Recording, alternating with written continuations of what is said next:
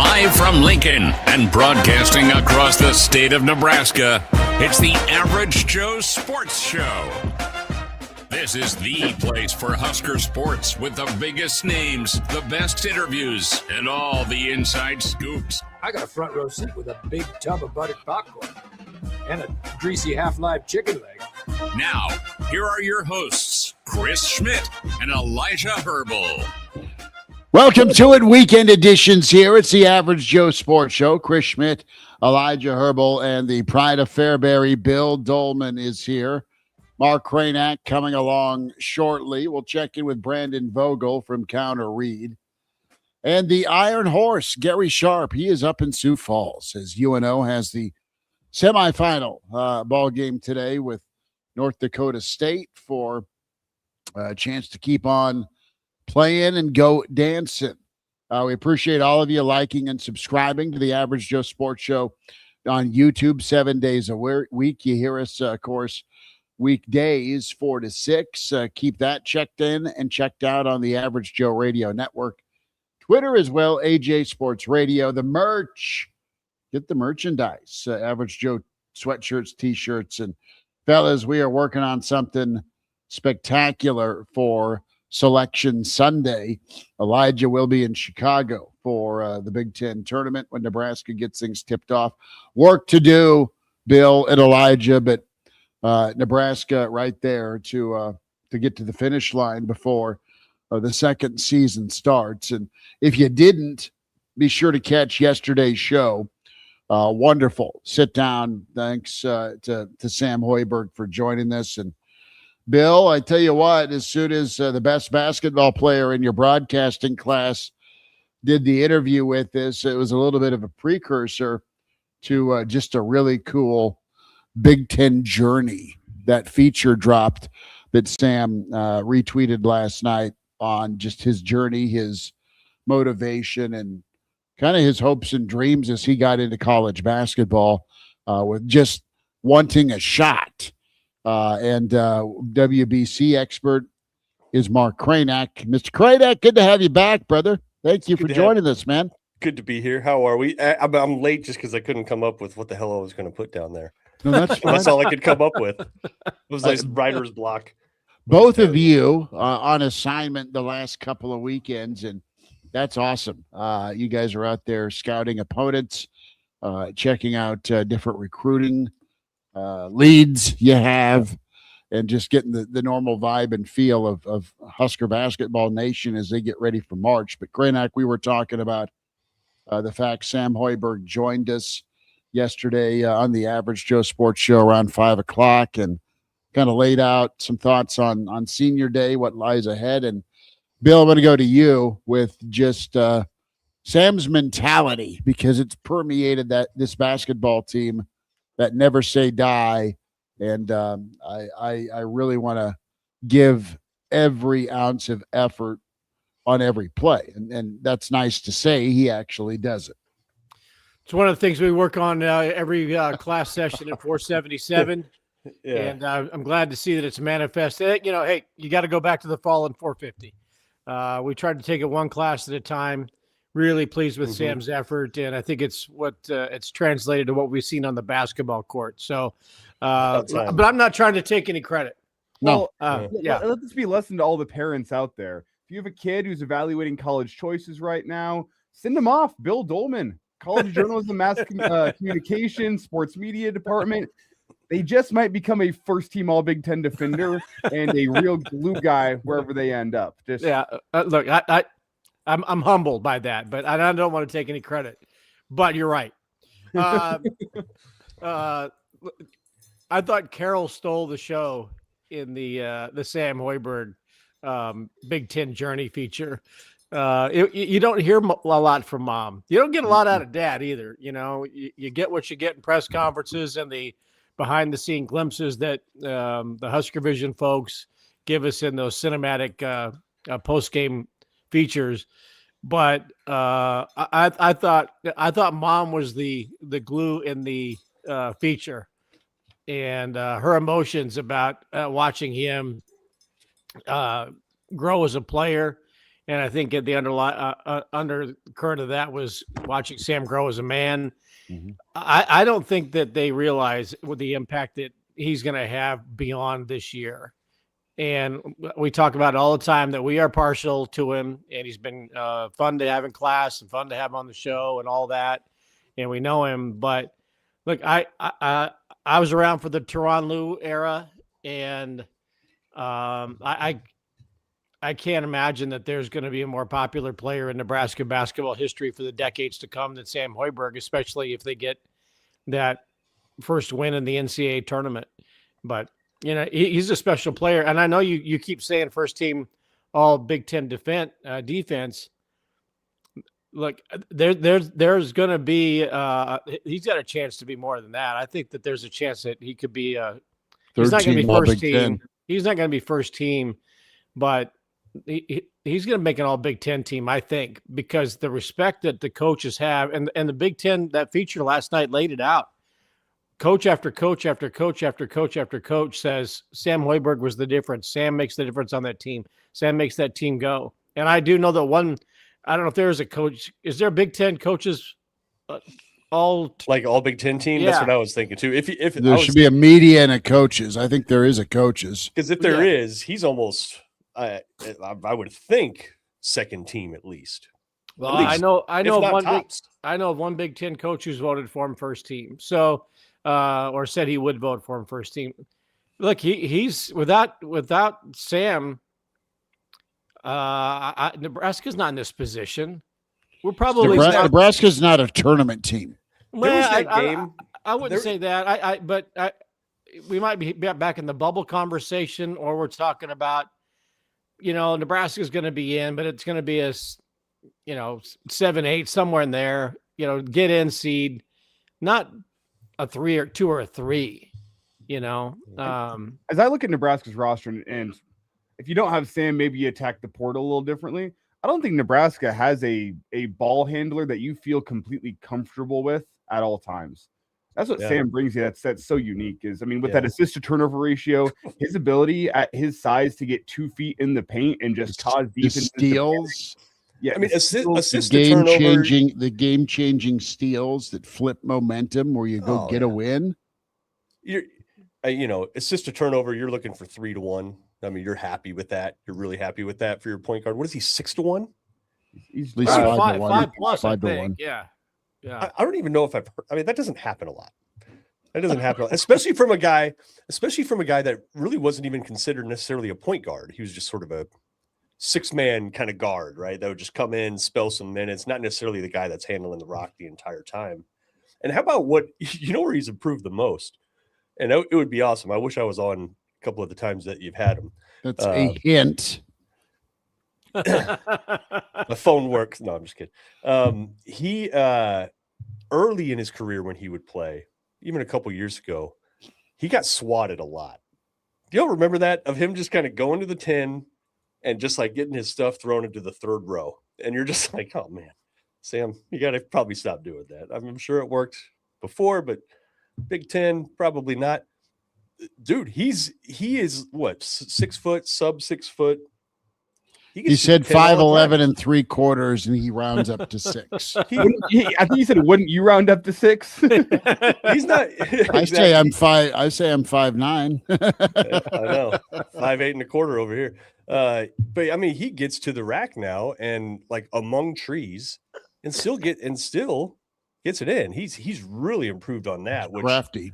You would think he would have been discouraged, I guess, of just like, okay, I guess I'm done going. No, he didn't stop going to the rack, and he gets points in the paint like he really shouldn't, like people his size definitely shouldn't do. He's really been incredible.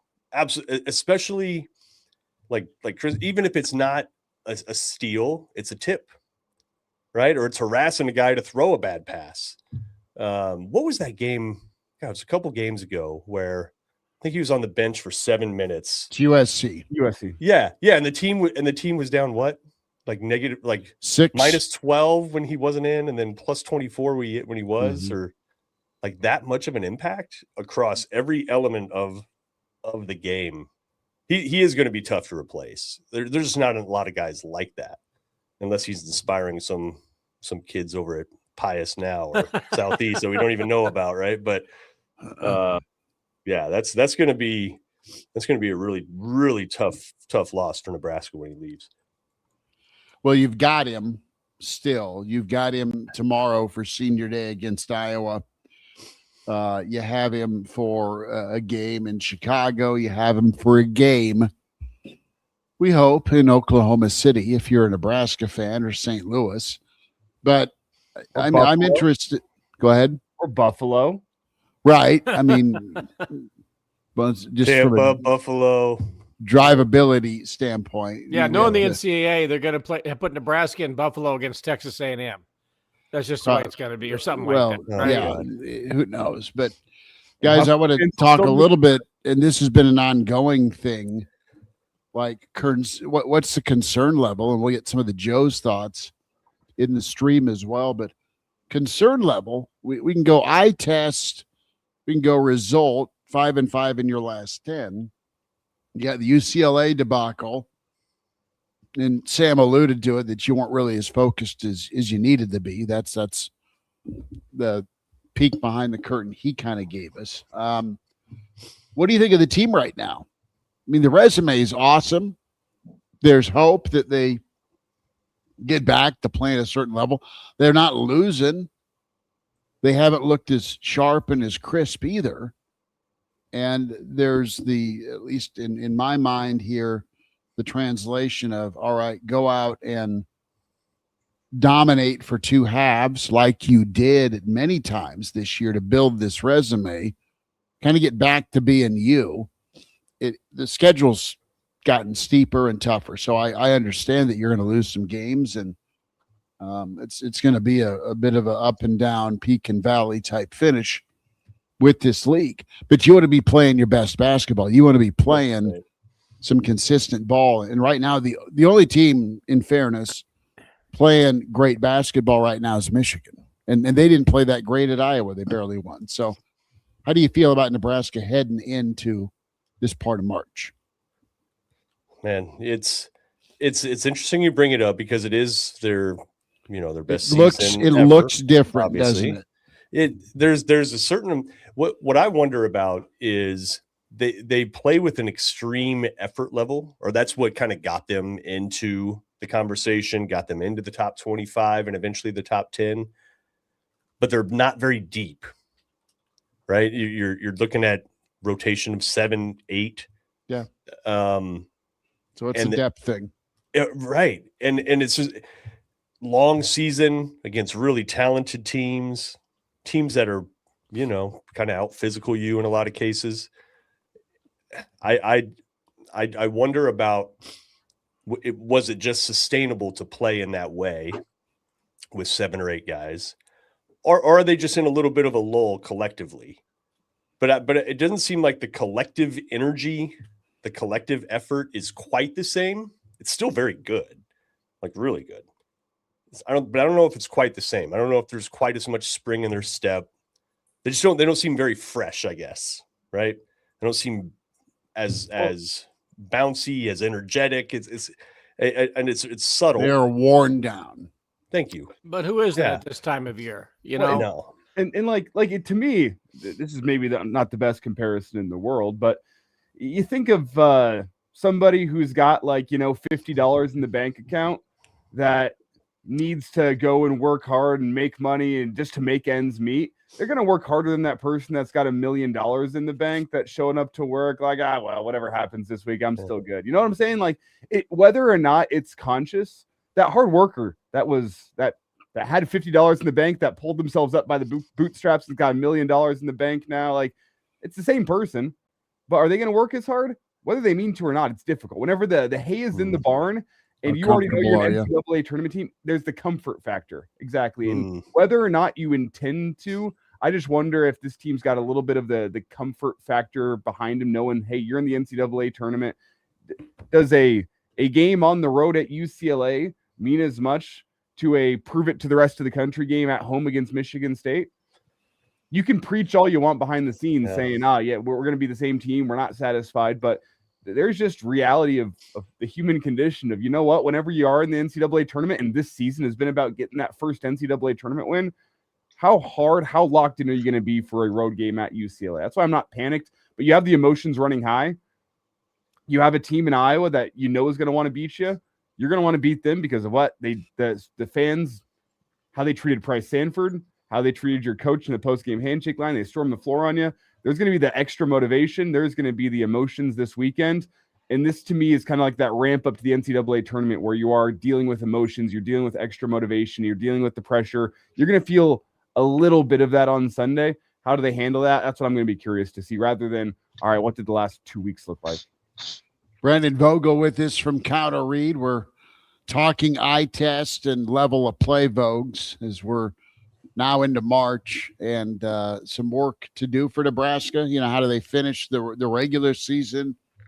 What's the momentum meter like as you head into Chicago? And then, of course, the dancing shoes partner. So it's pretty fascinating. We talked to Sam Hoiberg yesterday, and class dude, super talent. You love the story.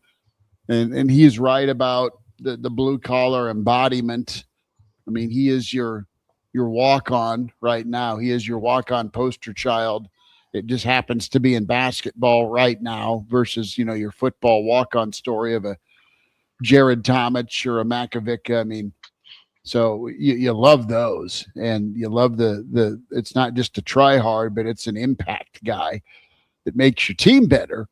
Let's have you jump into the conversation right now about, you know, confidence level in Nebraska kind of snapping out of this. And I've maybe been a little bit nitpicky with the basketball team, and it's not that I expect them to be UNLV, all right, from 91. I don't expect them to be the Fab Five. I know that they're limited, but they've overcome that this season. And it's not been, you know, magic tricks and smoke and mirrors and all of that. They have a system and a style and an effort level that's incredible, and you don't match. But they've been figured out a little bit, and they've not played through some physicality. I guess the way to put it, I think there's a section of Nebraska fans that don't care. Like, they understand that the officiating is important, but it shouldn't matter who and how they're going to call the game. Adjust to that. And you haven't seen that 100% Nebraska being physical for the sake of being physical. They've got to ramp up to get ready to be physical. Yeah. I mean, it's just kind of the way to disrupt what is otherwise, you know, typically pretty beautiful offense. And like, all of Nebraska's opponents know that at this point. And Nebraska certainly knows it at this point as it turns towards the postseason after this home finale. I think a lot rides on that Iowa game. And unlike, I think, some of what we've seen over the past couple of weeks, where you could kind of point to things and say, oh, that kind of, you know, scratches at a weakness for Nebraska, or, oh, maybe that game didn't get it officiated in a way that was the most, you know, Nebraska's ideal scenario, which, like, you have no control over. So that's kind of along the lines of your thinking, Schmidt. That's one where it's just like, yeah, that might be true, but what are you going to do about it? This Iowa game is going to be, it's just going to be a brawl. And I don't think it's one where it's like, oh, if they, you know, Nebraska doesn't keep them off the offensive glass, like, all of those things are still true. But I think we've established, you know, at this point, kind of what happens when teams get to the line a lot against Nebraska or get a ton of offensive rebounds. This is just go find a way to win it. One, because it's Iowa, and how that went in Iowa City for Nebraska. But in terms of, I think you used the term momentum meter, Schmidt, like, I think that it's a massive difference between winning that home finale, senior day, against Iowa, and then going into the Big Ten tournament, NCAA tournament after that, versus if Nebraska loses that, that momentum meter is probably maybe as low as it's been at any point this season. I mean, you know, it sounds like kind of hyperbolic to say, but I really think like that would be the case. And I asked this question to Bill yesterday, and I want to get your take on it. Brandon, what's more important to you as we enter March? Is it the entire resume of this Husker basketball team, or is it what have they done for you lately? Because I think both factors need to be considered as you evaluate Nebraska going into the March Madness. But which one right now holds more weight to you? I would still put a little bit more stock in the whole resume, because in my mind, like, it hasn't buried a lot, which is kind of the greatest, I think, testament or compliment you can pay to this Nebraska team. Like, the margin between winning and losing has been pretty thin for this team all season long, really, in my opinion. I mean, Kansas State ended up not being a great team. Nebraska found a way to win that game. Against, same thing against Oklahoma, going all the way back to non-conference. And then it did it. I think it just kind of so happened that it did that early in its Big Ten run. And, you got a little bit later, you got into a tough stretch of games. You also just have like the wear and tear of a season and, team battling illness. That the losses, none of them, until you got to that UCLA game, it's the one that stands out, but none of them had felt like that rough for Nebraska. So yeah, if you cut it and like look at the last 6 weeks and look at the record and look at the numbers, you can say, oh, maybe they're trending down. But I think it's just kind of, they've been remarkably consistent. And what you may have seen over the past however many weeks, is just a little bit of randomness, a little bit of schedule, a little bit of injury. Yeah. What do you make of Jamarcus Lawrence right now and his recent struggles? Is that kind of just since the injury? It seems like it, and that's one that's, I mean, if you could explain it as just since the injury, that would be good news for Nebraska, because that's the one that's kind of come to stand out in opposition to a lot of what I just said about the team as a whole. Here was a guy who was great early on, and for whatever reason, you have been on a little bit of a slight downward slope, and him getting back to kind of what we saw he was capable of early on becomes pretty important in these tournament games. You have to have great guard play in the NCAA tournament. That is priority one, right? And Nebraska you got Sam, what you're going to get out of him. Jamarcus elevates his game. He's better on the floor when Sam's on the floor.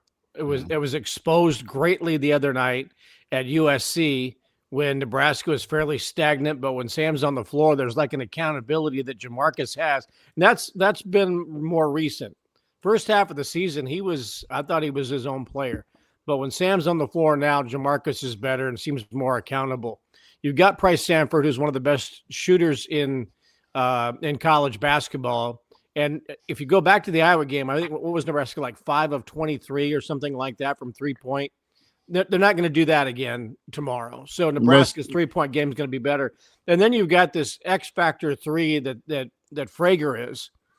So if you have 3 of those 4 in an NCAA tournament game operating at a very high level, Nebraska is going to win. If you have all 4 of them operating at a high level in all of their roles, and you're going to get it from Sam, right? If Jamarcus plays like he did at the beginning of the season, that's Sweet 16 good. If Price gets his shots to fall, and Frager gets you 12 and 9, or 12 and 8 or something, and makes a couple of spectacular plays and rebounds, Nebraska is going to be very, very difficult out in the NCAA tournament. But if they don't get the great consistent guard play, and I don't care what it is in Chicago, the guard play is going to be how far Nebraska takes it. And Jamarcus Lawrence needs to play at a higher, more accountable level like he did earlier in the season. Well, and that's just it. I mean, he was incredible. He was fantastic against Illinois. He carried you against Michigan. He was amazing. And you've been searching for that level since then. And I know he got his ankle dinged and tweaked, but there just seems some instability here with even like handling the ball. And I know he's not a turnover machine, but he's not finishing at the rim. No. And he's been great at doing that and even finding his shot. Bo Reed told us earlier this week on the show that part of that, because I asked him about Jamarcus, he's like, part of that's Rink as well.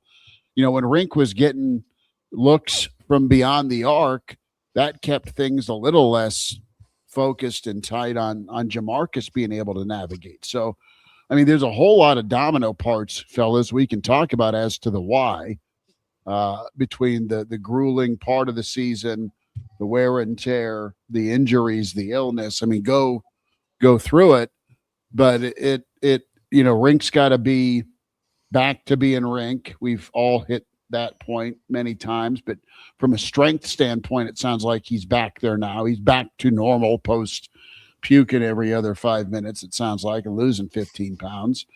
You've got Jamarcus there. You've got the emergence of Sam and how well he has played. Frager's been, think how consistent Frager's been for a redshirt freshman, for the love of God. I mean, you're shocked where he goes 1 for 7 at UCLA. And like, well, yeah, that's probably a night for a lot of redshirt freshmen at UCLA when they give a damn. So he's been really good. And then there's Price, where he was amazing against USC, but 2 of the last 3 road games, he's been locked up. He's been locked up because they get really, really handsy, and in some counties they call that assault. You know, so it needs to happen, but Nebraska needs to overcome. Is where I'm at. They're too good to not overcome. Right, adjust by now, and go on a run. This team's too fun to not see a run in March, a deep run in March, Brendan. Yeah. So what I'm hearing is, in terms of NCAA seeding, we need to root for Nebraska to land at a spot that's really big on law and order. Really stringent on So some of is that San Diego? is that St. Louis? Is that I think it's Oklahoma City. Right? Yeah, it's probably Oklahoma City. No, I mean, one of the things that Bill mentioned when talking about guard play and about, you know, maybe being a little bit not really that concerned about what happens in Chicago, I think is an important point, because I'm in kind of the same spot. If Nebraska gets this last win against Iowa, not that you don't want to go out there and try to win the Big Ten tournament. Of course you do. Improve your seed if you do. But I kind of view that as like a free roll. And I kind of view like what happens there, particularly, you know, if we're seeing that kind of level of guard play that you want to see for March Madness or not, it's a little bit different, because you got a lot of like institutional memory, for lack of a better term, because you faced all these teams, you know, for the most part, in some cases multiple times. That's not going to be the case early in the NCAA tournament. Not that there's not plenty of tape out there and good coaches, no matter where you're at in the NCAA tournament. It's still just somewhat different from being like, oh yeah, we're playing Rutgers again, or whatever that may be. So it's interesting. It's kind of why I feel like there's just a lot of chips on what happens against the Hawkeyes. Brandon, we got let's switch gears to football quick. We got to see Anthony Calandria in front of the media this week. We got to see TJ Lateef get up there. All the quarterbacks went and talked in front of the media. What, just your thoughts on that quarterback room and how unique it is for Nebraska to be in this position? I'd say anytime, let alone in the transfer portal era. Yeah, it's unique at almost any point. I would say, and certainly is in this era. And you know, when you look at, okay, let's go by just number of starts to order this. You know, so you've got Kalen at the bottom, right? He made 1 start at Virginia. Played pretty well when he had to come into the game prior to that due to injury. That's like, it's a unique situation. He's obviously loved Nebraska, stuck through his Nebraska commitment, even when Raiola came, and then kind of decided to try something else, and now he's back. Like, so that alone makes this a pretty unique situation, and just being able to have him as, you know, your 3rd most experienced guy. Lateef, you know, putting it out there this week that he kind of never really considered the portal. which seems strange. I think everybody assumed like, Yeah. but we got through the Houston Christian game and saw, him putting up numbers against bad teams and mop up duty and be like, oh man, this guy's probably got to check out the portal because somebody will be interested. Well, he said he didn't do that. And he's your returning starter. And then Calandria has played a ton. So it's one of those things that is always pretty temporary, but for right now, with no extra portal window coming up, it's what Nebraska is going to carry into the season. And if those guys can play to the level I think it's reasonable to project in 2026, Nebraska really needs to take advantage of that, because you're going to deal with injuries somewhere along the way, typically, and they have the depth right now to presumably handle that. I'm not going to say that Kalen is the most important member of the transfer portal class, but until he came along and came back, you're looking at maybe Calandria. Well, I don't even know if we had Calandria on the radar, but if at the end of the season, when you knew Raiola was leaving, TJ Latif's coming back, what else was there? Luke Longwall can't come through the door anymore. Who was Nebraska's 2 behind Latif? Brody Sukup? Yeah. And then Latif says, I'm not going anywhere. You flirt with the dude from Notre Dame who goes to Kentucky. And, we'll talk about the Kenny Minchie era, on another episode of the Average Joe Sports Show. Yeah. But to get Kalen to come back, or whatever the circumstances were, you're looking at possibly only having one quarterback in that room with reasonable experience, and that was Latif, who said, I'm not leaving. And then the whole well, if you don't get Minchie, who are you going to get? People seem to be happy with Calandria. I don't think he's played a game yet here, but we're pretty high on him right now, right? He's given Nebraska some positive prospects in the offseason.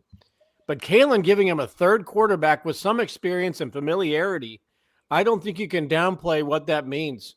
Otherwise, who was going to be 2, 3, 4 in that room?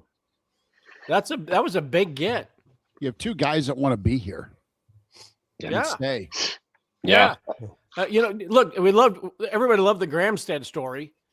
I think Kalen is a guy who could come in and you would feel, okay, well, we went to our third quarterback and he can actually play. I don't want to take away from the dude, but he was the NAIA player of the year. He was, as Gary will tell us, the human victory cigar. I don't think people felt like if we got to go with Jalen Gramstead, that he's gonna carry you at Penn State or he's gonna carry you at UCLA. I think if you got to go down to number 3, you're thinking, yeah, we've seen him and he's played, on a fairly high level for 2 years in college. That's a big get. Yeah. I mean, it was because at that point, so they had Calandria and you had Latif, and I was like, okay, well, that gives you 2 quarterbacks at least. But what are you doing then? It was like, is there another Gramstad out there? Is there another, NAIA guy who's going to walk off the street and be like, oh, hey, I'd be interested in doing this? And to some degree, Kalen, because of just his circumstance, like I said, kind of became the best possible version of what Nebraska could have gotten, I think, in that third quarterback. So, and watching him at the podium, he ended up being the first one up among the quarterbacks, and it was like, this guy's from Central Casting in terms of being like everything you'd want a quarterback to be. Is he got up there and was a 30-game starter, and he already is that. That's just kind of who he is. Let's put Calandria on last year's squad. All right. Say instead of very difficult because there was a barring of any competition to upset the apple cart. I'm just saying, put him in place of Raiola on last year's team. And we all saw it, whenever the blitz was coming or whatever, somebody got around the edge, Raiola was going to stand in the pocket because that was burned into his brain from the time he was, God knows how old, that you're going to stand in the pocket because your linemen are working hard. And that's what you're going to do to his own detriment, right? I mean, the dude would just chill and accept sacks. If Calandria is there, after watching all his highlights, he keeps plays alive. There's no play is done with him in there. I believe if you put him on last year's squad, you're looking at a different record. I think you're just looking at a different record. Because I'm trying to think about. It's not like Nebraska's downfield passing game was great with Raiola, right? You basically had a mid to short passing game. You had no quarterback threat with the run, and you had a couple games that were kind of close. I mean, look at USC and even Michigan, right? Even Minnesota, where you accept, cut those sacks in half and turn those into first downs. What happens? Yeah, I mean, I think that USC game is the big one that feels like probably the most easily flippable, and Nebraska was kind of, in my opinion, owning that game to the degree that it could, to the point that Raiola got hurt. So even with that, but he got hurt on a sack, right? Of course. So maybe that never happens. But I think the big difference when you talk about like changing the record is what happens when you do that over 12 games. What happens in the red zone for this offense? Because this offense was pretty good in a lot of areas. I wrote about this Thursday on Counter Read, looking at them compared to playoff teams, both specifically Big Ten playoff teams, but power conference as a whole. And the offense was kind of right there in a lot of categories. Wasn't there in explosiveness? I don't think you can chalk up Anthony Calandria to just doing more of that. But in terms of the scoring piece of it, I think that's where it comes into play down there in the red zone, because like what Nebraska had fade routes as an option. Emmett Johnson, for as good as he was, like after the guy in a lot of cases pulled the plow the first 60 yards on the drive and on his 9th carry, like, they really missed a Dante Dowdell down there. And we saw that come up again and again, not just in terms of like scoring in the red zone, but also in short yardage situations. Hey, Sean mentions that Tony is 5'8". He's listed at 6 foot. So that means he's 5'11 3/4. So, and Tony also is bitching in the stream about, we're talking spring football. It has been a quiet spring, to put it nicely. There's this aversion by so many Nebraska fans, and I want to know, how much spring football do you want? I've never thought I'd ask that in my life. Ever. And we're not talking spring football. We're going to talk about it because there's some intrigue, man. I mean, are they going to be good, and are they going to round into form and be competitive and da-da-da-da-da? You got a new staff, you got a new defense, you have players you brought in. So I think it could be okay next fall for you. But Vogues, everybody's they don't want to hear it. They don't want to hear it. They don't want to see it. They just want the baby, right? Don't tell me about the labor. Yeah. And I mean, it's been a pretty ugly baby the last few years. Well, it's been an ugly child. We need some more prom queens in the process, Well, I think it is the cumulative effect of like this having been the case for too long now at Nebraska, because there have been times in the past where it just felt like, okay, people are done with like the hype, for lack of a better term, and maybe the way Nebraska closed the season, not just not losing, but like getting dominated in those final 3 losses contributes to that. But I think the biggest factor still is like it's happened too many times at this point, and also spring football starting as early as it did, I think contributes to, I know I feel this way. Like it's just like, oh, I'm not ready for this to be happening yet. I'm not used to this happening yet. So hiding behind basketball, is that the deal? Like, hey, they're doing pretty well. Let's get this football spring thing, as a secondary headline. So Well, we we'll have hide behind focused on basketball. we've focused a lot on hoops, and deservedly so. That's been the Oh yeah, the big thing, obviously. yeah. Well, Look, and- this is look. I was in Average Joe purgatory for a few years before you finally lifted the ban and I could come on Saturdays. So,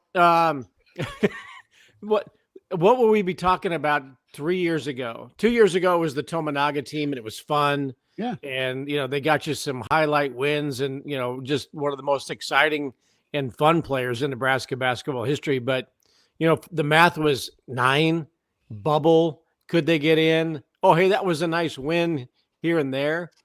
I mean, the Hayes in the barn with Nebraska basketball, it's a 3-4 seed. I don't think it's going to dip below a 4. I think if they win 2 games in Chicago, that might be at the detriment, but they're going to be probably a 2 or a 3. Nebraska basketball has just overtaken everything, and football just. I think Maddie It's exhausted. and the hat turn was a jump the shark, and people were over that gimmick, and then it turns out to be a blowout loss in the bowl game. Okay, the bowl game doesn't matter. Yeah, it kind of does to people here, and I think the hat turn was okay. We're over it. Come back and play hard. We don't need any more gimmicks around here. And fortunately, the Husker basketball team has been one of the feel-good stories, not just around here, but in college basketball, with a likable group of guys, and deservedly so. So, football talk has definitely earned its place on the back burner. Vogues, tell folks real quick before we get you out. You always do awesome columns, but Elijah and I really enjoyed the linkage, right? If Nebraska football were to have the season that Nebraska football fans have been waiting on, and how it kind of syncs up with, all right, putting this basketball season into football terms, you did that. I mean, where Nebraska basketball's at right now is they're damn top 10 for most of the year, and they've qualified for their version of the college football playoff. They're in the tournament. I mean, that's what you've been waiting on, and they've looked gritty doing it. Yeah. This was, I wrote that on Monday prior to UCLA loss, which honestly doesn't change anything for me because, and it sort of goes with sentiment that we're seeing from some of the viewers of like, I'm not really here for spring football or give me as little as you can. I think part of the reason is because Nebraska men's basketball is like having the season that I think all the time I've done this, which isn't as long as most people on this call. You hear these things about, I just want a team that like shows up and plays hard and does those things and kind of wins at a true level. And Nebraska basketball is doing all those things. They've beaten some teams that matter. They've beaten Illinois, beat Michigan State. Prior to UCLA, they didn't have kind of that out of nowhere loss. They showed up and they competed in everything. And not only that, in some of these Big Ten games, 4 of them for sure. And the 5th one was kind of USC, but not quite as much. Like they had to claw their way back from not playing well or, a rough first half officiating, whatever it was, claw their way back. That road trip to Indiana and then Ohio State and then Indiana is kind of the key example here to start in January. Like they had to fight through that. And for a lot of the time, kind of the entirety of the Scott Frost era, we saw Nebraska football fight back. It just didn't win those games. And Nebraska basketball is right now. So for everyone here who like doesn't want to talk about spring football, I get it. Like I've written more about basketball this year than at any point in the 3 years that Connor Reed's been going, and it's great. And a quick thought that I have here before we get to Gary is so I look at and you try to compare, and it's so difficult to compare across sports though. But you look at Husker basketball and the guys that Husker basketball fans thought, well, this is what's finally going to get Fred's team turned around. You look at the flashy 5-star with McGowan's. You look at Casey, who could fill it up from 3. It wasn't those guys that flipped the program for Nebraska. It was those unsexy culture guys, your Greasels, your Walkers, your Hoibergs. It was those guys, Vandemel, Gary. It was those guys that flipped the program. It wasn't the flashy 5-star. It wasn't this guy that drew in the headlines in K-Say. It was the junkyard dogs that were willing to go to work every single day. Did we talk about him in the offseason? No. Did we talk about them enough whenever they were playing at Nebraska? Probably not. But they were the guys that flipped the culture, and they were the guys that changed everything. And hey, maybe that is a glass half full look at the 2026 Husker football season, that you made a lot of additions that weren't glamorous, but can they be the guys culture-wise that get you in the place that you need to be, that set things up for the future? I think that's an excellent point. That is a good way to boil this down, and I'll make way for Gary now, but I'll definitely be listening for the next half hour as you guys all talk about who the top 5 candidates on Nebraska football are to be that player. Oh wow, Brandon Vogel, a counter read. Nice. So Vogues once doesn't need it, but is throwing out some ideas for content to write about. Usually it's these radio bastards. We're not going to write your Brandon columns Vogel's. For you. We're not going to write them for you. Vogues is like, I've been giving you jackasses talking points for 10 plus years every show. Your turn. I'll throw you a bone. Let me get back to my Saturday. Vogues, tell folks how to subscribe real quick. Real simple. Head to counterread, counterread.com. That'll get you pointed in the right direction. You can check out a handful of newsletters there that are free and open to everyone, including the one that you were talking about, Schmidt, where I reluctantly compared Nebraska basketball to Nebraska football. I loved it. And you can check all that stuff out for free, see what we're about, and hopefully you like what you see and want to sign up. Vogues, appreciate you, brother. We'll talk next week. Thanks guys. There he is. Brandon Vogel, the Iron Horse, coming to you live from Sioux Falls. It is the madness. How we doing, Sharpie? Good. Snow on the ground here in Sioux Falls. You guys have hail and tornadoes and thunderstorms, and here in lovely South Dakota, which I am a big fan of Sioux Falls, we have snow. Yeah. Hey, Gary, we have a question in the stream about whether or not you have a contact email for fans. This is important. This is important. Just go ahead and put it in your Gary Sharp at onlyfans.com. Yeah. Oh, yeah. That is a You know what? I think OnlyFans has taken a little bit of hit because of the free access on Reddit. You guys ever checked out the porn on Reddit? No, but thank you for the suggestion. I just hear it. I just hear it. Yeah. The things we'd rather talk about than Husker football. I like how Bill goes offline. Bill's busy now. I was like, hold on a second. He's going to hey, he's going to check. He's getting coffee. Hey, before we go any further, I do have to give a shout out. We have a huge listener here in Sioux Falls. So I'm here because Omaha is in the Summit League Basketball Championship, and they've made the semifinals again after winning it all last year. But we stay in a hotel that, if you're familiar with this lovely city, is right next to the Empire Mall. We stay away from everybody. Our head coach likes to be away from other teams. There is a guy named Glenn here who is in the catering and shuttle business, who is a diehard Average Joe sports listener. Hey. So I told him that we give him a shout out. So Glenn here in Sioux Falls loves when we're together on Saturdays and Sundays, and then he listens to Schmidt and Elijah Monday through Friday. So there you go, Glenn. That's awesome, Glenn. And Glenn, let's be honest, Sioux Falls and South Dakota is near and dear to my heart. Got my career going just north of Sioux Falls when I got out of school with the Dakota State. So I spent a year in South Dakota. I love being there, and it's awesome. I have friends and college roommates that still live there, and I love the Black Hills. It is a fun trip to take. So I love the state. It's awesome. You're up there for hoops, brother. It should be good, and we're all fired up for tomorrow, and we'll have 2 shows. We'll have the Sunday live at 10:30, and then we're geared up for Gate 25. It is 1 hour, or no, it's 1 day, 6 hours, 19 minutes, 36 seconds from Must Beat Iowa. Yes, PBA tomorrow. There is no discussion of like, you must beat Iowa. It's not only for men's basketball, but it's for the psyche of Nebraska athletics and beating the Bumblebees from Iowa City. For the good of the world is what you're putting down. Iowa's owned Nebraska 4-1 last 5 in football. Way worse than that. Last 5 in basketball, 4-1. Baseball even 6-4. Yeah. So are you saying it's must beat for Nebraska's prospects of seeding, momentum, those kinds of things? Sanity. Or is it just finally start to own these guys again? Well, it's to beat Iowa. Yeah. I mean, they tried to kill Fred Hoiberg when Nebraska lost in Iowa City. They played a football game against Nebraska, and we know how that goes when Iowa and Nebraska play football. Then they tried to kill our head coach.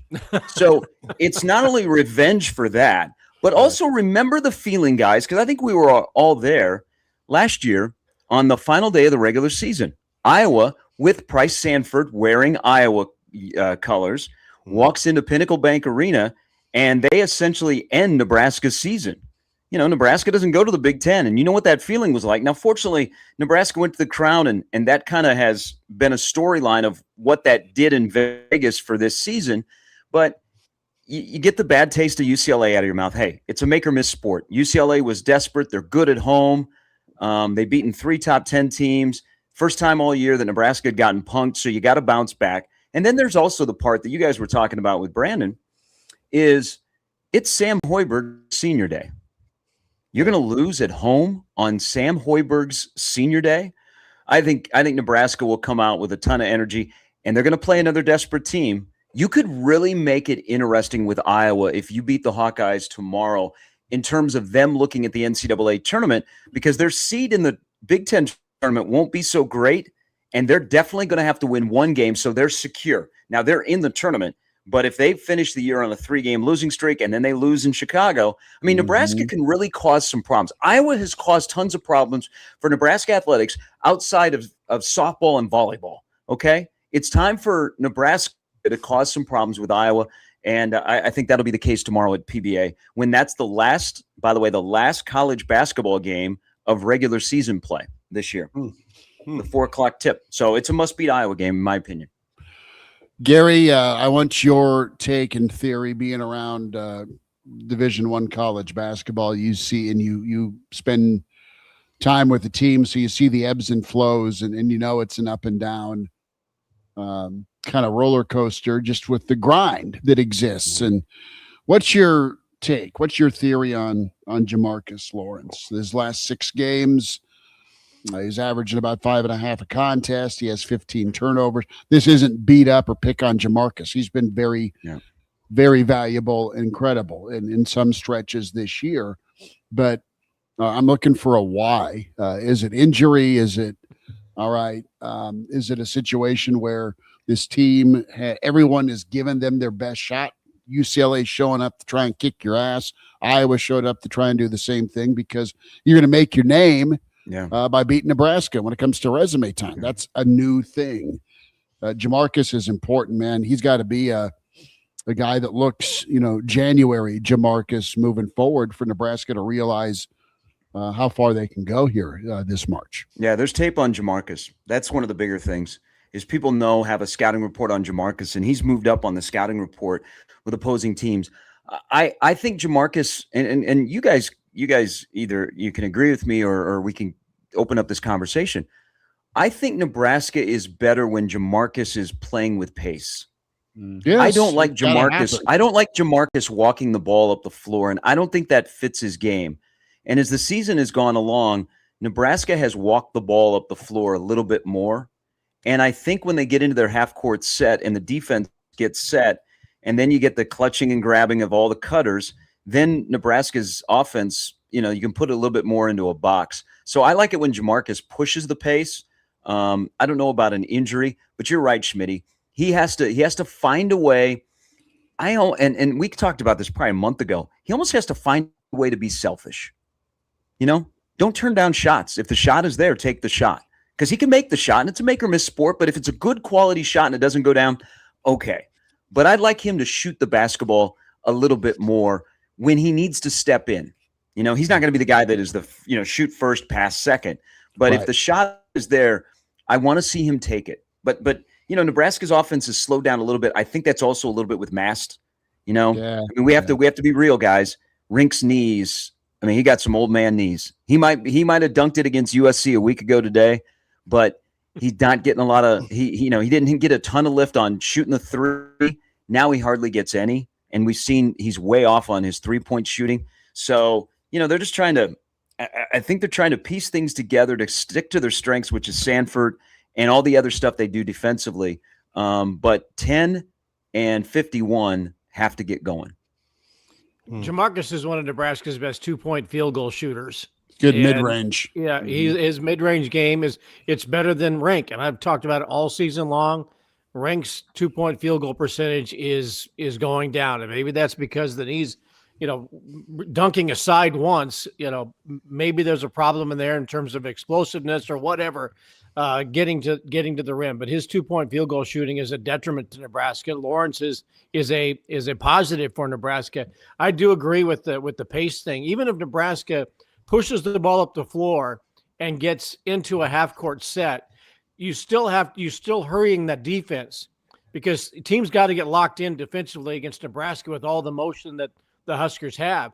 If you hurry the ball up the floor and get into the half-court set, they're still trying to figure out where do they need to go and who do they need to get. But if you're walking it up, everybody laser locks on who's coming, where they are, and you're giving that defense a chance to set. Yeah. And those 5 to 10 seconds, I think, are huge for Nebraska to push the pace, even in the half-court game. And why they've gotten away from that, I don't know. But it was Iowa that provided a blueprint for UCLA to play the way that it did. And Nebraska's got to figure out a way to solve Iowa's defensive strategy. Ben McCollum had a great game plan. The officiating was what it was, both of those places. But if Nebraska plays its offensive flow and motion type stuff, it's very difficult for a defense to set. You're absolutely right, Bill. And Schmidt, I'm glad you brought up Jamarcus, because, guys, tomorrow is pretty important for Jamarcus. And I think he's 2 for 17 from his last 19 shots from 3-point range. Sturtz is going to guard Sanford again, and he will basically try and undress Price the entire game. So what is that going to do? That opens up some opportunities for Jamarcus, but he's got to hit shots, because if he doesn't hit shots and Sturtz is defending Sanford, boy, then you kind of taken 2 options off the floor on the offensive end. It's a domino thing, man, where you need Price to be on, and Nebraska traditionally has had 3 to 4 guys in double digits, and Price leads the way. Sam gets his, very efficient. Jamarcus, you think back to Illinois and Michigan, where he's a 20-point guy that helps get you through the finish line. And then there's Rink, and in the spacing part, fellas, is Rink's outside game that opens up the Jamarcuses. It opens up drives. It does so much, right? And teams have continued. Yeah, thank you, Butch.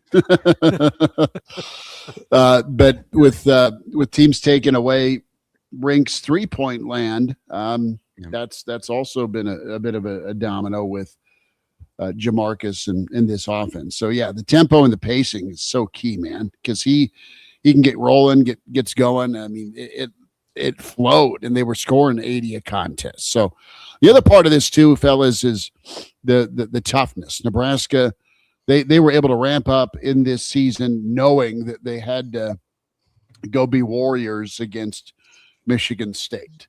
They knew they had to be physical against Ohio State when they're going on the road, right? Nebraska can gear up.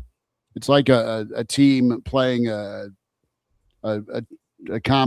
contest in a bowl game. Well, you're not from the SEC. I think it's Central Florida when they beat Auburn, okay, in the bowl game. For a one-off, you can gear up, man, and be ready to go toe-to-toe. Consecutive weeks is another thing. Nebraska can play physical. I don't know that they're inherently physical as a trait. So there's that, and that's slapped them a little bit here in these last 10. Yeah, they have to win a certain way, right? Yeah, they have a style they prefer. Mm-hmm. And some of it is dependent on officiating, because if a team is going to go physical on you, if they are going to clutch and grab, it just halts their offense entirely. That's what happened against Iowa. I don't think that's going to happen tomorrow. I just can't imagine a ref based on everything that has happened, based on how the crowd is going to be, it's a pretty vicious crowd on referees. Well, For people that haven't been to a game at Pinnacle Bank Arena, like it's very different. Yeah, it's very different than like a Husker football game, the Nebraska Nice or whatever. People are all over the refs. Well, and given how last game went and how Hoiberg is likely going to be talking to the officials about making sure Nebraska's offense can flow, I don't think it'll be quite as clutch and grab, and that definitely benefits Nebraska. I mean, home teams for the most part in college basketball dictate what the whistle is going to be. The refs tend to play or call the game in the way in which the home team wants it. A, because of the crowd, but B, it's just kind of how it is. That's been a long time, especially in the Big Ten. Hey, how the home team wants to play, that's how the officials are going to let the game go. And that's why it is so difficult to go and win on the road. It's not just the opposing crowd, but the fact that you have to go into an opposing venue and play the style in which the home team wants to play, because that's how the refs are going to call the game. I'd like just a bit of advice to Big Ten officials who will be in town. I would not call 2 quick fouls on Sam Hoiberg so that he sits the last 13 minutes of the first half. I think that would be a bad thing. So maybe we don't have ticky-tack fouls on the most endearing Nebraska basketball player in program history. So the fans don't have to see him sit on the bench for most of the game, or certainly the first half. Just word to the wise. Yeah, luckily he stays out of foul trouble in general. Yeah. That would be a travesty if that's what occurred tomorrow. So, every program has a senior day, and I don't know if you guys remember many of the senior days. I think, to me, like, tomorrow is going to be really cool. Dad's the head coach. Mom and dad, mom might get a little teary-eyed. I mean, fans might get a little teary-eyed because he's become one of the best athletic stories in Nebraska athletics in a long time. The only senior day that really comes to mind that I'll never forget, and I'll never forget it because of the way the game ended, but you remember Kenny Walker, his senior day? Oh, yes, man. That was awesome. So Kenny Walker's senior day at Memorial Stadium before the 90 Colorado game, and of course Kenny was deaf, good old 57. They told the fans before how to do applause in sign language. Before they started the senior day ceremonies. So they're going through them all, and you stand there and you shake hands with Coach Osborne and you take the picture. And I'll never forget this.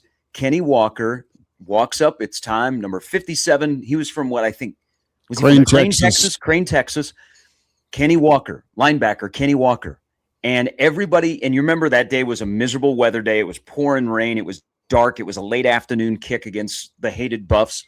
And everybody does, they wave their hands. And Kenny Walker, I mean, he was overwhelmed with the emotion as he did a full look around the stadium. It's a senior day moment I'll never forget. That's really the only senior day that I ever remember. But tomorrow could be like the emotion that we'll get when they announce Sam Hoiberg. That's a great recall. Yeah. And there was, what was it, Saturday morning before the game, the World Herald and the Journal-Star coordinated with the athletic department, and they put the hand signal in the paper, and Kenny was in lockdown with the football team, so they kept it away from him. And so he was at the team hotel. He had no idea, but that was court. I remember the newspapers. That's a great recall. There's a great photo too of him kind of looking up in the stands, somewhat dumbfounded but amazed. And then in the background is Mimi Mann, who was his sign language interpreter, who went to every meeting with Kenny and Charlie McBride, and she became, this de facto assistant coach. Just an endearing story from back at that time. But again, she's in the background doing it while Kenny looks up and gives the "I love you" signal. That's an amazing thing. And you're right. It'll be a big deal tomorrow. Do they do that before the game, or is Nebraska doing it afterwards? Is this the image you're thinking of? Yes. Yep, that's right after he signed "I love you." Yeah, and that's Mimi in the background. Yeah. He was what an amazing story. That dude was my favorite, and got to meet him when we were kids. They'd always have autograph shows at the student union, right? There'd be either in the autograph show in January of 1991. This is right after he got drafted. Mike Kroll talked Denver or said, hey, you're looking for defensive lineman. I know Kenny's a little undersized, but go get him. And Kroll was the fourth pick and had a rookie of the year season for Denver as a rush end. But Kenny's signing and was just the coolest dude to my little brother. Andre Dawson was at that autograph show. So it was awesome. But Kenny Walker forever, man, just one of my favorites because of how he played. He was awesome. Yeah. He was great, but first team All-American. No, he was, you and he pretty much killed Hagen that day, but they just couldn't stop the enemy. I remember still like being frozen for that. That friggin' fourth quarter of that game. Nebraska had a chance to be number one in the country. That game, they were right there. And it was a good Nebraska team, but it was a hell of a Colorado team. But sorry, I opened up a wound there. No, but quarter, as bad as the quarter was awful because I had to see Hagen and Bieniemy with their helmets off, especially I think it was Hagen that was running around the field. You know, because Nebraska went into the fourth quarter up 12-0. But you're right. Wasn't it Virginia and Georgia Tech were playing, and they kept flashing the score on that little tiny scoreboard that was atop North State? End of the third quarter, you had a game winner by Georgia Tech over Virginia. Yeah. And Virginia was number one in the country. Nebraska was 2 or 3, and the Buffs were 9 because they had a loss and a tie. And then Georgia Tech, of course, they had tied Carolina the week before, and Nebraska got to play Colorado. They got to play Georgia Tech in the same season, both co-national champs. But end of the third quarter, you've got the little Herbie graphic, and then Virginia 41. Check that, Georgia Tech 41-38 on a last-second field goal. And then there's this black ice raining on 76,000 Memorial Stadium, and you're up 12-0. You fake a punt. They call Mickey Joseph out of bounds on the knockout punch on a quarterback keep on third down. He steps allegedly out of bounds, and Buffs take over, and they finally hit a pass to Pritchett, and then 5 touchdowns in the fourth quarter, 27 points in the fourth quarter. You know, partially due to fumbles. Gary brought up one of the great moments in Nebraska football history, and Schmidt then decides to go black ice rain on us, opening up those wounds again. I know. I'm saying what Kenny Walker and the fan base deserved that Saturday going into the fourth quarter up 12-0 is a win, okay? Against the Buffs. That kind of sounds like Husker baseball when they turn it over to the bullpen with the lead late. Oh, jeez. You got to walk off transition. Night, pour a drink. It's okay. Hey, hell of a bat flip. Hell of a bat flip. Thank you for Kenny Walker, Sharp. Okay. Yeah. Sorry, Bill Doleman, for that fourth quarter. Wouldn't have Wild Turkey and old Bob's office to that whole season. I mean, that was the beginning of the end. We talk out under Rule, Nebraska struggles in November. There were times when other Nebraska teams struggled in November. That was an awful month of November because then you had the Oklahoma game in Norman. And then for the first time under Coach Osborne, I saw a Nebraska team quit in the Citrus Bowl. Unfortunately for Tom Haas, who was trying to do things as quarterback, they quit against Georgia Tech. But it turned out, you know what? It turned out to be beneficial because that started, we got to look at this program after that season. Mm-hmm. And at least back then, Nebraska's only losses, though, were to top dogs, top 5 national championship contenders. Now you're losing to freaking Minnesota on the road, Georgia Southern. But, okay, so this is a good Mark, thanks for bringing this up because I think this is a good, hey, back in our day, and what can be applied today. How did Nebraska start beating those teams that they were losing to that were really good? They started to become them. We talk about Nebraska can't beat Iowa and Minnesota. How do you beat Iowa and Minnesota? You become Iowa and Minnesota, and you beat them at their own game. Yeah. Which is be more physical. You run the football and you stop the run. Yeah. I mean, Coach Osborne said, okay, how do we beat Florida State and Miami? All right, where do we go to get those guys? From safety to linebacker. That's what you do. Right? You get more speed on the field. Now you got to get more beef on the field. And then those guys got to actually block people. And to be fair, I think Nebraska, and Matt kind of talked about this, you're gunning for the big dogs in the conference. You're gunning for an Ohio State. Like those teams that have the 5-star quarterback that air it out, that can go be top 25. Nebraska had a great game against USC last year, and they're kind of built like them. had a great game 2 years ago against Ohio State. They're kind of built like them. It is interesting that the teams that Nebraska kind of emulated with what they wanted to be under Dylan Riley were the teams you went and played well against, and the teams that played Big Ten football were the teams you struggled against. Yeah. Mightily. And it's that specific style that just grates, right? When you see Nebraska get out physicaled, because Nebraska would lose. Nebraska would lose back in the day occasionally, not a lot with Osborne, but it was usually because it was, a guy with a neck roll trying to chase a Florida slot receiver, right? Yeah. And you're just like, okay, that's all that is. Kraynak goes to the vicious matchup. Well, I mean, but honestly, that's what it Linebacker v was. running back in the passing game. Right. It was just like, oh God, you're Mike Anderson. Now you're on Vanover. Like, it's not going to go well, And so that isn't Mike's fault. no, exactly. Right to Grand Island. Exactly. Yeah. Playing in the old 5-2 defense. Right. But now the way it happens is what is so grating. And we were talking, Gary, before you got on, of talking about Calandria, and put Calandria on last year's team. Swap him in and his skill set in for Raiola. How does Nebraska's season go if you have a quarterback like that who can keep plays alive? How does the season go? Is there a difference in wins and losses? Maybe one. I mean, there's a couple of games where, like, don't you think he would have been more beneficial against Minnesota? Now, In nobody Michigan, blocked right? against Minnesota, That's the one game that when you brought that up, that's the one game that came to mind. but And a guy Michigan. that has wheels. And I think the thing about Calandria, not only is he a guy that can come out the back door if the pocket collapses, I think he's pretty fast. Which, I think will be a benefit. But I think a game like Minnesota immediately comes to mind of a game where the pocket continued to break down. And instead of standing in the pocket and holding on to the football, you would have a guy that would try and make a play with his legs. Yeah. And think maybe about that disrupt space, some things. especially with how wide Michigan was lining up too. Yeah. I mean, you talk about an alley. Yeah. Those ends were killing them. So let's stick with Calandria here. I think Dan Mullen did a great job with him at UNLV last year. And he's a guy that gives you, man, you could make some big plays. I think he's Tommy Armstrong.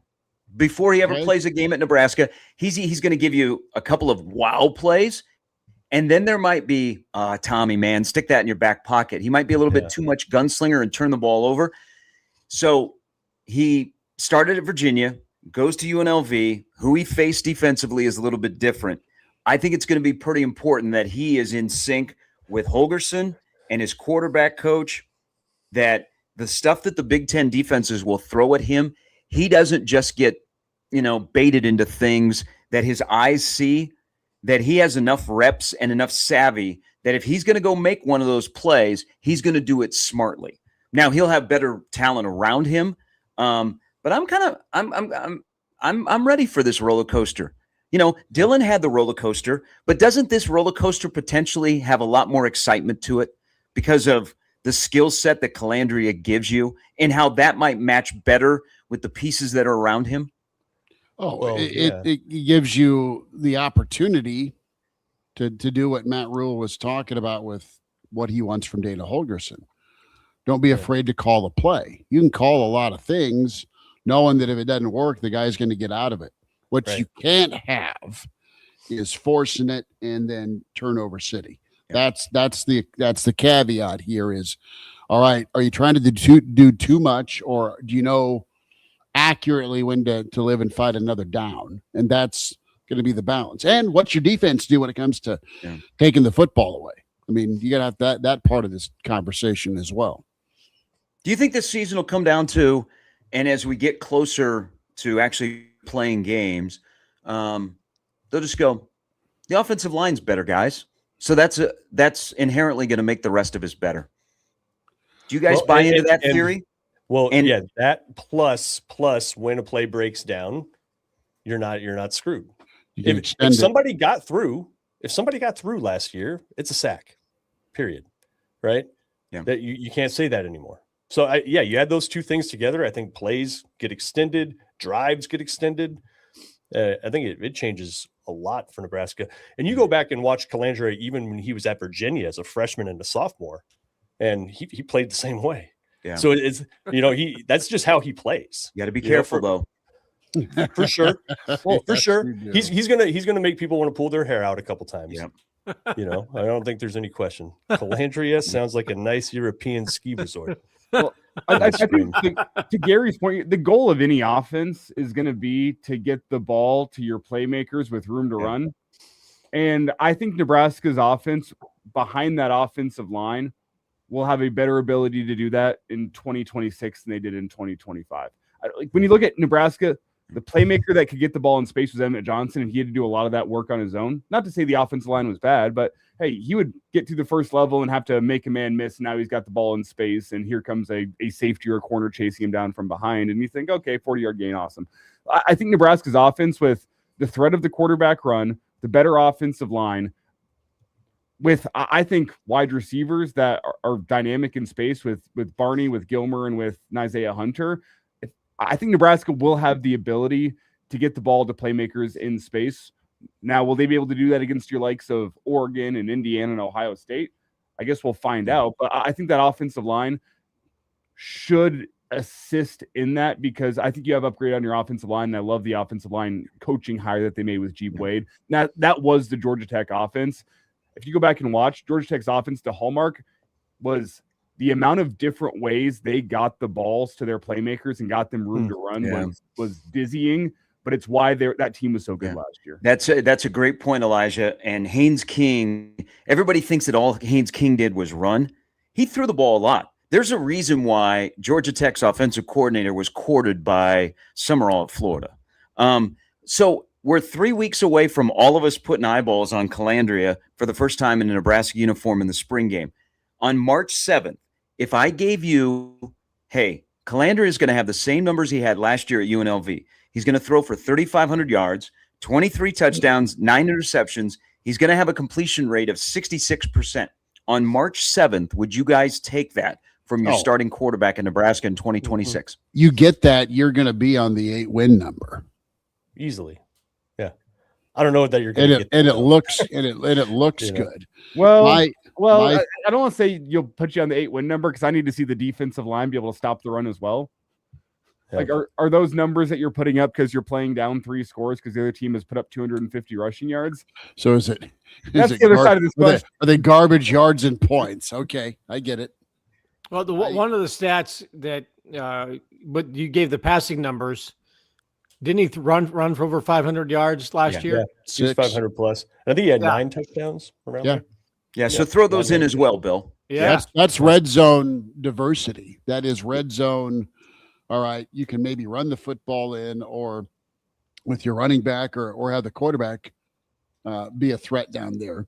That's what I need to see if I'm Nebraska. I mean, the red zone's been an issue. Let's just put it nicely.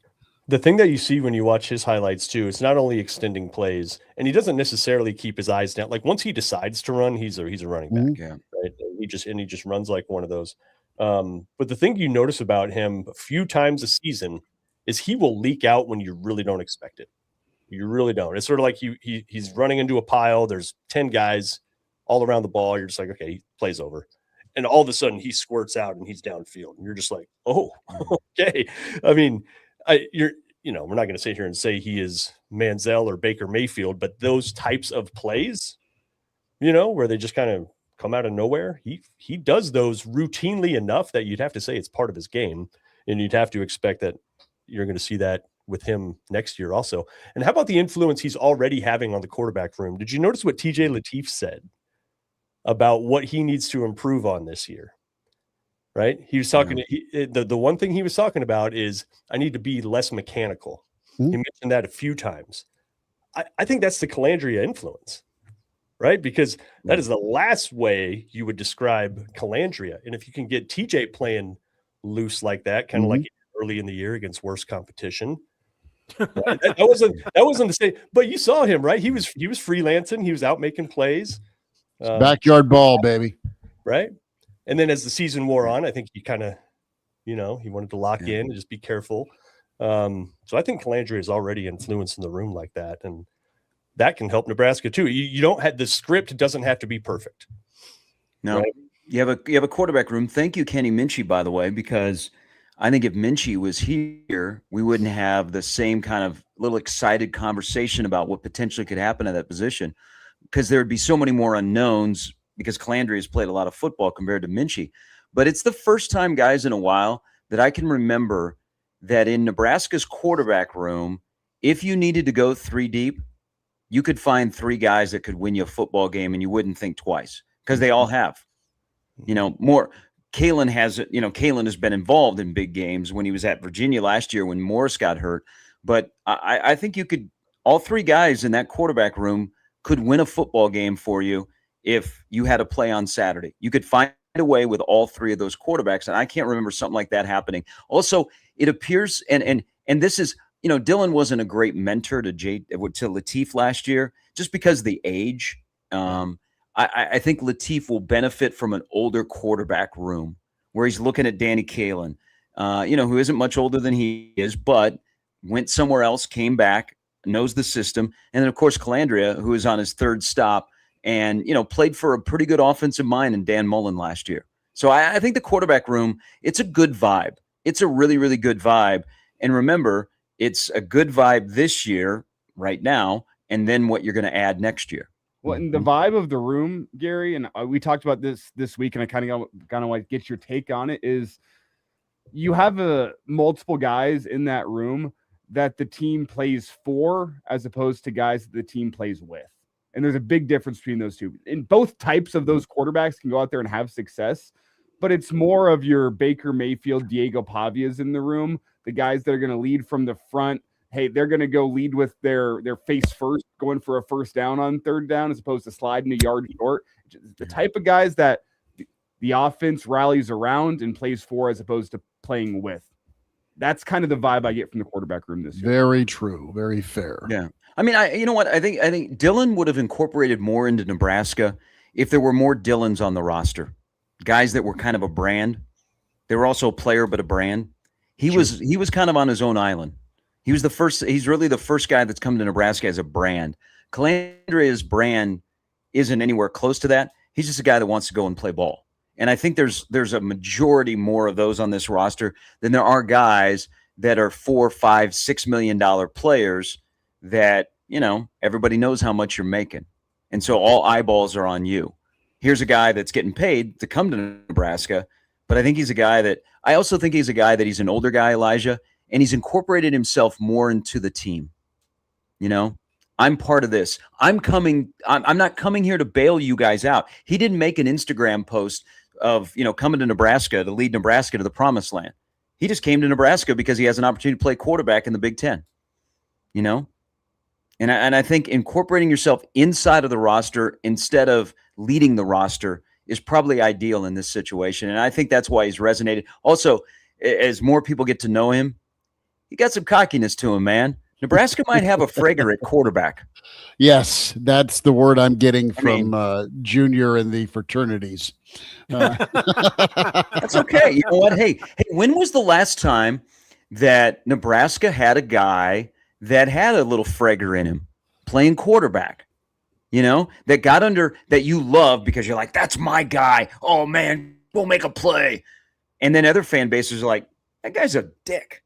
From a locker room standpoint, it's probably got to be Tommy, doesn't it? Like you loved his competitiveness, but he wasn't for everybody with his level of certainty, his confidence. Because that was, to a T, what teammates always talk about Tommy Frazier being a guy that wasn't here to make friends. Yeah, may not have just been opposing fan bases that said that. Yeah, that's what exactly. Yeah. It was opposing defenses on Station 2. I'm not talking about that either, but yeah. No, I mean, timing is everything, and maybe Calandria, and I would take those numbers that he put up at UNLV last year. Maybe he comes along at the right time. Like Nebraska needs that guy in a year of uncertainty, of a guy that's he's gonna draw some noise. He's gonna play into the noise. He's okay with the noise. And he's got other guys that are like, hey, I'll be right there with you. I mean, I think it's a sign as an older quarterback that the first guys that he really tied up with, we always say, hey, man, that quarterback's got to take care of his offensive line. He's smart. He tied into his wide receivers quicker than most, and those guys will do anything for him. Is it fair to say, when I look at personality-wise, I get like a Diet Pavia feel? Not as much of like a dickhead, to use an old Sam Hoiberg quote, but he's got a little bit of that. What's the right way? A little bit of that ego to him.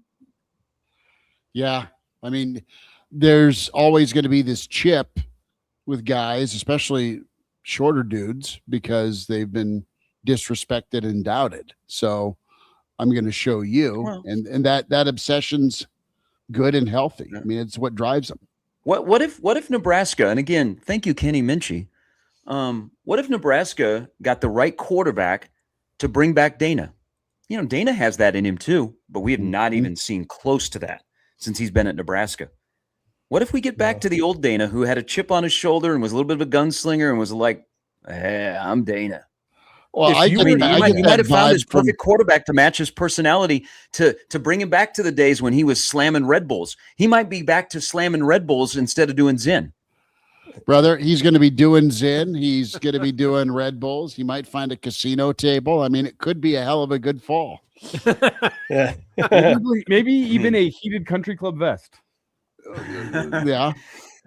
Was that Iowa game 2 years ago? Mm-hmm. Yeah. Well, I almost bought one of those, by the way, during the game. Okay, well, you should have joined us on the 6th floor. It was much, much better. I've told this story. I'm sitting next to Matt Castle, and he had to do He looks miserable as hell, by the way, being in Iowa City in Thanksgiving. And he had to do a halftime hit on the field, and his opinion of going back out into the elements was not favorable in Iowa City that night. And then he told me, I was like, you coming back here for the second half? He goes, no, we're hopping on the jet. We're getting out of here. Him and whoever his partner was spent most of the first half of that football game, like looking up old Matt Castle teammates and like looking up their stats, and Matt Castle giving memories of his old teammates. Was he CBS Sportsline? Is that what he was doing? He was doing like something with their Peacock media. He was the halftime guy for Peacock, right? Okay. And then he was doing like social media work for NBC. Yeah. That's good. Yeah. No, I mean, he got that was Iowa City at halftime. He beat the Rush. That was a nightmare finish. I mean, it was a 10-point lead that I'm gonna just stop because I already went through the 1990 Colorado Nebraska. Hey, that's why tomorrow is not only for the men's basketball program, but it's for the athletic program. Yeah, must beat Iowa. Got to do it. We'll be giving you a double dip tomorrow. We'll be Sunday live at 10:30 here on the Average Joe Sports Show YouTube channel, and then day 25. Our friends at Gate going to have us back. We'll be there for an Average Joe Senior Sunday post game at 10:30. Excuse me. That'd be great to start the week out. Let's shut the bar down. 6:30 ish after Nebraska, Iowa, 6:30 ish. We'll be doing our show live from Gate 25. Fellas, the folks in Wahoo are going to have their arms wide open for us here on Selection Sunday. Saw that. So, yeah, you sent across the promotional banner. Yeah, like titles. Going to be good stuff. So, hey, can we tip the cap? One more thing. Yeah. I got another thing with a walk-off. That was cool. Yeah. And Sanderson in particular, they have talked about Sanderson has always been a pretty good hitter, but in particular, they've worked on him on his power, and that's what he wanted to. He wanted to try to leave the yard more because you're just not going to have. You're not going to make the bigs if you're not a power hitting first baseman in general, right? You don't have much of a chance, and it seems to be paying off. I mean, that one was somebody put in the stream earlier that it was a piss rocket, and I think that's a good description. Yeah, that thing left the yard 16 feet. God awful pitch. Oh my God. Hang a 76-mile-an-hour meatball belt high right on the inner half where you can turn on it. What it happens, Elijah. Michigan State baseball fan. That was a big win for them to be up. What were they up 4-1 going into the ninth and give up 3 at the top, and then have to scramble back and to end it that way? That if Nebraska loses that game, the conference opening game at home to Michigan State, who's 6 or 7 games under 500 this season. I mean, it is that would have been a disastrous tone DEFCON. setter, right, for Nebraska baseball to start conference play. So to get the win, to come back after the disappointment of the top of the ninth, and win it that way, feel good going into today's game too. Now, the one thing I think that really was exposed yesterday was where is the follow-up to Butch Hug and understanding what Nebraska weather is going to be like, because that game was supposed to start at 2:05, and somebody misread the weather map and the radar, and the game starts like at 4:30 or something. Yeah. I mean, we got to get the Butch Hug Academy to be producing better weather people. Was that not the epitome of Nebraska springtime weather yesterday? By the way, we spring forward tonight, so you're going to have to, adjust your clock so you're with us at 10:30 tomorrow. So you have the 2-hour weather delay because, yes, of course, on the 6th of March in Nebraska, we have severe thunderstorm and tornado watches, and then the game starts. It was 70? By the end of the game, it was into the 30s. Yeah, it was brutal. We had the mother of all downpours as Noah waves hello to you at PBA last night. Hey, great. I think a sign of, and they're a little bit older team, is when Michigan State hit the 3-run homer to tie in the 4th, or to tie it there in the 9th. Nebraska didn't just implode. Yep. You got lucky with a walk-off, but we have seen blown, and we've seen again a blown lead. A blown lead led to, it's not only tied, you're now behind. So I thought that was a good sign. I think that's a little bit older team. Horn pitched exceptionally well, but as Elijah brought up earlier, and we talked before the season began, you used your back end of the bullpen with Unger and Mantle. That middle relief is still suspect, but I don't know. Unger got into some trouble, got out of some trouble. Mantle got into some trouble. Who is your back end guy? But I know who your front end guy on Friday is. I think Ty Horn is perfect Friday night guy for the Big Ten Conference. Yeah. Nebraska baseball was flirting with disaster the first couple of games. Well, they beat Omaha in the opener. Didn't dominate, but won. Had to scramble and rock fight to beat South Dakota State. But 2 midweek wins. Yeah, they've got to win out. midweek games. Yep. They've got to win midweek games, and they got 2 midweeks, and then pulled off the win yesterday. That was a very unnerving tightrope walk. The last 3 games they played. Now they play again today and Sunday, but last night was huge for them. They had to have it. And you would think they'll find their bullpen arms. I think they're trying a lot of guys. And you got to keep in mind, too, some of these players are still learning how to pitch at the college level, Unger included, right? That's a two-way guy from Blair that was, he could also not be a pitcher. He could be playing first. He could be batting. And I don't like Mantle as the closer. And when you're that size, in high school, you're just overpowering people. You're just throwing heat by them, intimidating them. So a lot of these guys are still learning how to even pitch at the college level. So you would think Childress would get it figured out. It's hard to fathom that Nebraska would have bullpen struggles for the duration of the season. Yeah. They'll move some guys around. Like Unger was impressive. He got into a little bit of trouble, and you're looking at a guy on third base, and he was able to get out of. He found the big pitch. It's just I'm not sold on Mantle as the back end guy. Mm-hmm. No, that's fair. Sharpie, have yourself an amazing call tonight. Thank you. Omaha, North Dakota State at 7:00 tonight on CBS Sports Network. What's the series split? So the Bison won in Omaha in January on a last-second lay-in, and then Omaha was down 18 in Fargo back in February, got it down to 2 with 3 minutes to go, and kind of hit the wall. Mm-hmm. So, yeah, we had a little incident at the end of the game here last night against South Dakota. What happened? We had a little incident between Kearney and North and Kearney coaches. Omaha yeah. Yes. So Omaha beat South Dakota by 14. And they're dribbling out the clock, and an Omaha player got the ball and went to dunk it. Oh, yeah, and so it almost started an international war. So we had 4 technicals. We had 2 times we had double technicals in this game last night, and all went to the international guys. One of our guys is from France in the Bahamas. They had Vince Bucelis, whose brother was a first-round pick of the Chicago Bulls. He's from Lithuania. He got 2 technicals last night, so it was kind of heated. It was kind of heated, but tonight will be a tough test because I'll be able to give you the scouting report. Like if Nebraska is a 3 seed, like North Dakota State or St. Thomas would be an interesting 14 team that they'd have to play. Mm-hmm. Yeah. So, all right, can you reenact the call that we're talking about on the stream right now? We got a comment in the stream that says, y'all should have heard Gary's Omaha call last night. Dagger! As Deshaun Glover hit a key shot late, an all-time classic. That was not me imitating you. But that was a really good job. That was really, I think that's how it sounded. Dagger! Like that. Mm-hmm. So you dropped the R. Yeah. Okay. See, I heard this in my head. It's Dagger. Dagger. I think it was a Jay Sean for the Dagger. I was all of a sudden doing New England high school basketball. The Dagger.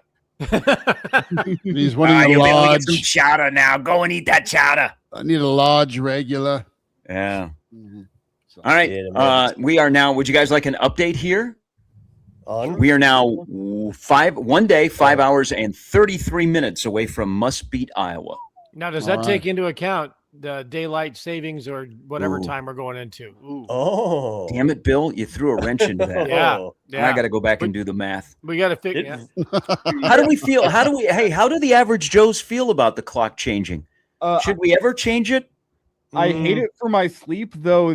Tomorrow afternoon, I want more golf and sunlight time. Watching the sun. Like, what is the stat? What you get an extra hour of sunlight in the evening beginning tomorrow, and then throughout the month of March, you gain 90 additional minutes of sunlight. 45 minutes in the morning, 45 minutes in the evening. So this month is great whenever you get that extra time in the evening, plus the additional just sunlight you get throughout the day. Anyway, it feels great.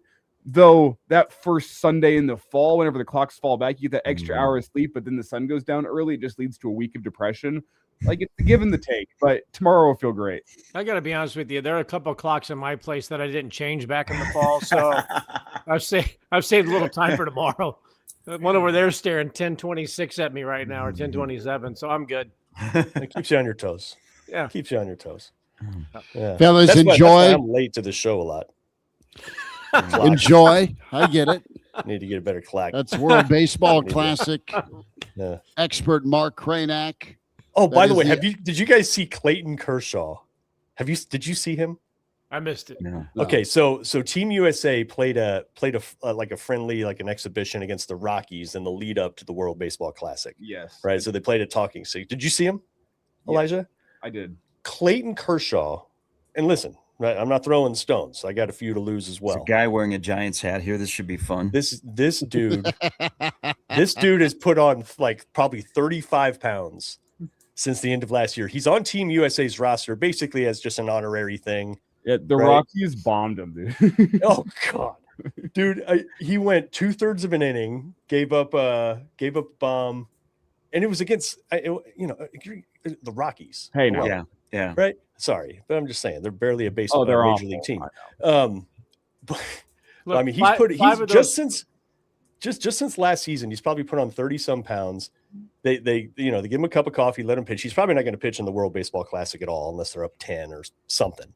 And then when the coach takes him out, you can see him mouth sorry, like he's laughing.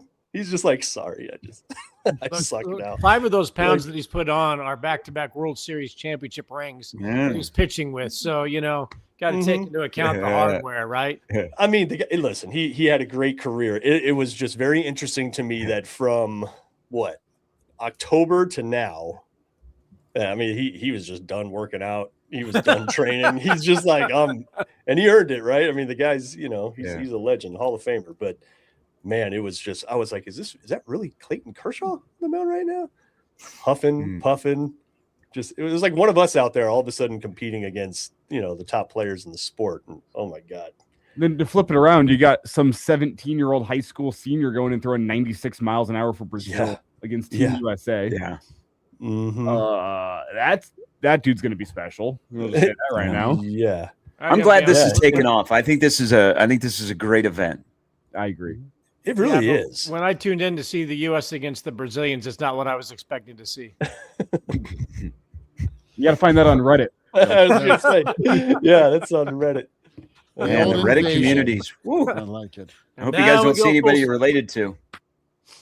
The Iron Horse is Gary Sharp, the Pride of Fairbury, Bill Doleman, Mark Kraynak, World Baseball Classic expert, umpire, and bowler extraordinaire.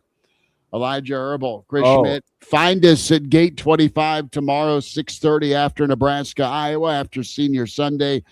Find us tomorrow, 10:30. 2 shows for you on Senior Sunday. Go find the Sam Hoiberg chat from yesterday as Sam joined us.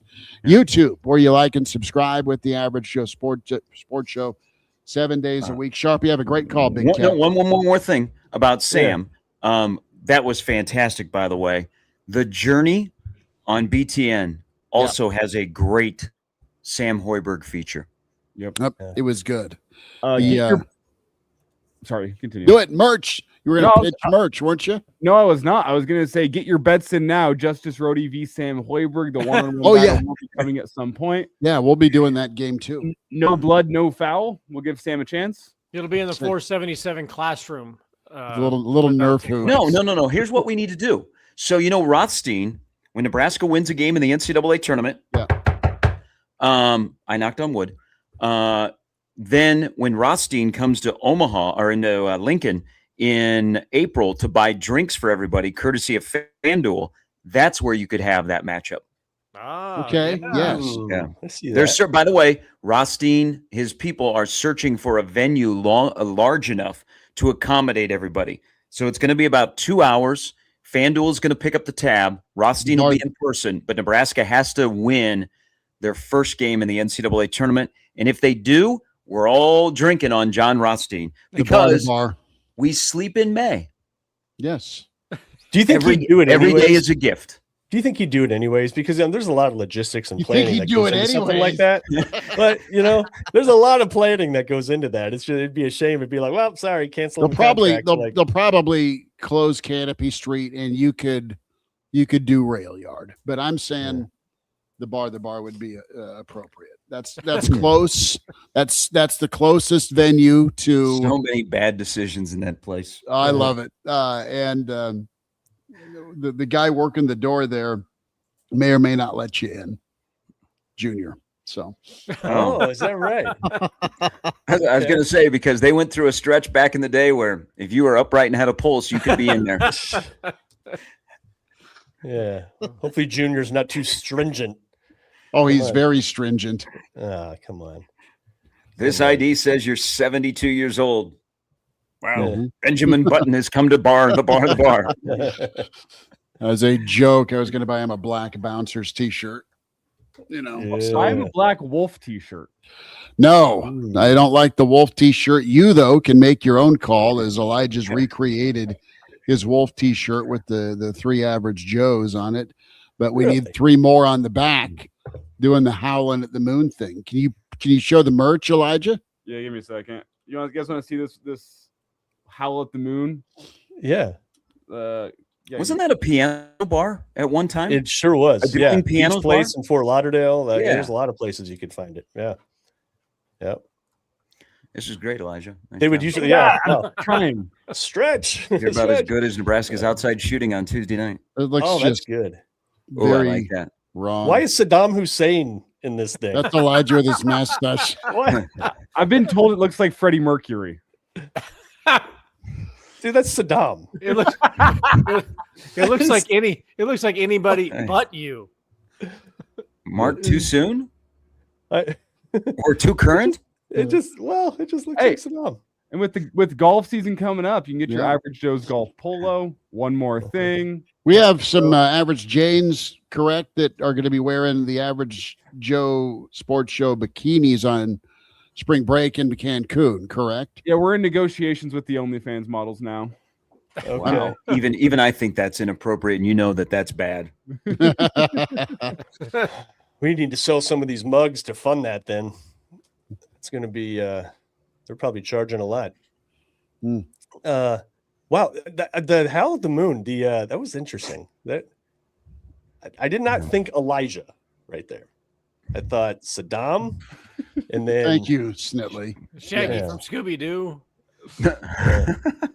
All right, boys. Anyway, All right. Be good. Enjoy your Saturday. Find us tomorrow, Sunday live, and then Senior Sunday post game. Talk to you soon. Sharpie, Kraynak, Bill Doleman, Elijah Herbel, Chris Schmidt. See you. Thanks. Get your